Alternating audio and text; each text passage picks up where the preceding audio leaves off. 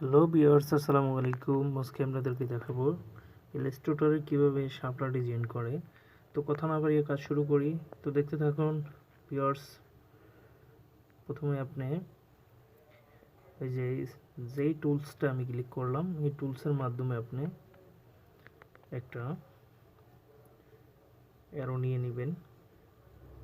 অ্যারোটা কিভাবে নিতেছি খেয়াল করুন।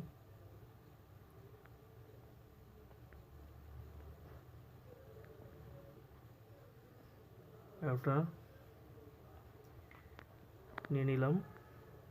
নিয়ে নেওয়ার পর এখন আমি অ্যারোটাকে ব্লার করব।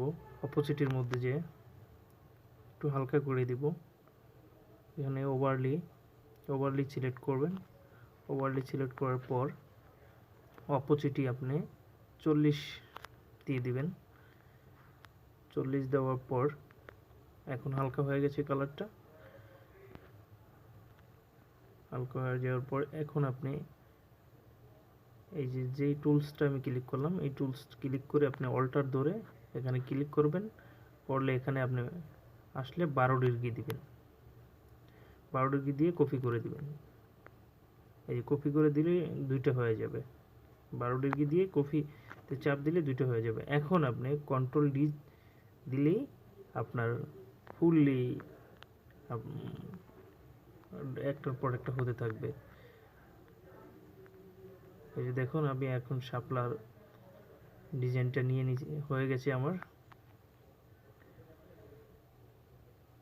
অনেক সুন্দর করে শাপলা ডিজাইনটা হয়ে গেছে আমার। এখন আমার শাপলার ডিজাইন শেষ।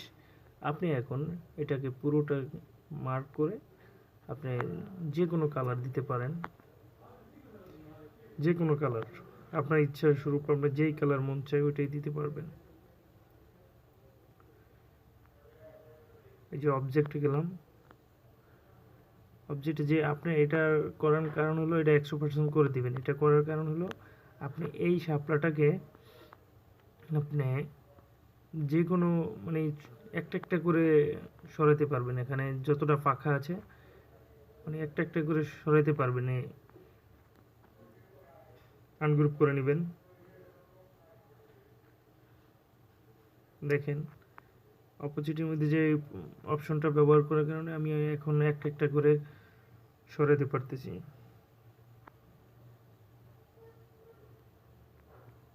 আবার কন্ট্রোল জেড মেরে দিবেন, চলে আসবে।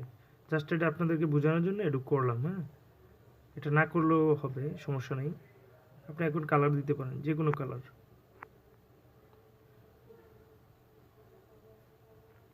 আপনার ইচ্ছা স্বরূপ কালার দিতে পারেন। তো ভিউয়ার্স, আমার কাজ শেষ।